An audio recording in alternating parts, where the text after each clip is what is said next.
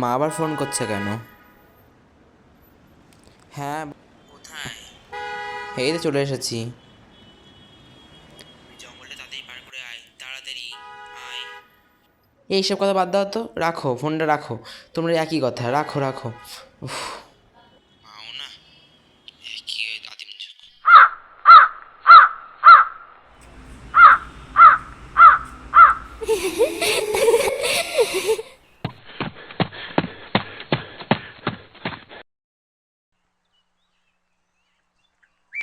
Network পাচ্ছে না কেন?